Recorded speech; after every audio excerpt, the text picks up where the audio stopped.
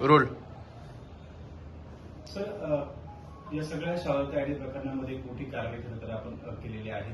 कुठून आरोपीला अटक केली, आरोपीचा नेमक्या सगळ्या संदर्भामध्ये काय होतं? बनावट शाळा आयडी तयार करून शासनाची आर्थिक फसवणूक केल्याप्रमाणे प्रकरणी नाशिक रोड पोलीस स्टेशन येथे CR नंबर 216/2026 प्रमाणे गुन्हा दाखल करण्यात आलेला होता.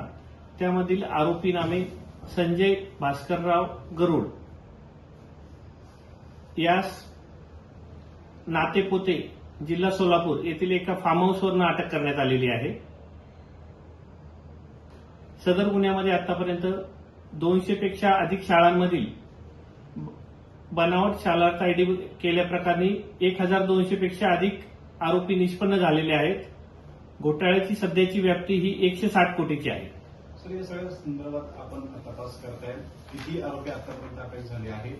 शोध अनेकांचा सुरू आहे. नेमकं या सगळ्या प्रकारामध्ये शिक्षण संस्था पण किती आहे? काही माहिती आली आपल्यापर्यंत?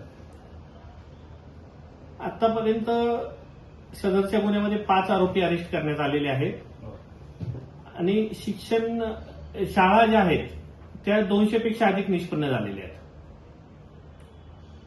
या आरोपीचा नेमका काय रोल होता? त्याच्याकडनं काही प्राथमिक माहिती घेतली, काय समोर आलं? आरोपीचे शेंदुर्णी एज्युकेशन सोसायटी नावाची संस्था आहे. त्या संस्थेचा हा संस्थाचालक आणि अध्यक्ष आहे. सदर शाळेतील 150 पेक्षा जास्त शिक्षकांचा बनावट आयडी केल्याचे तपासात निष्पन्न झालेले आहे.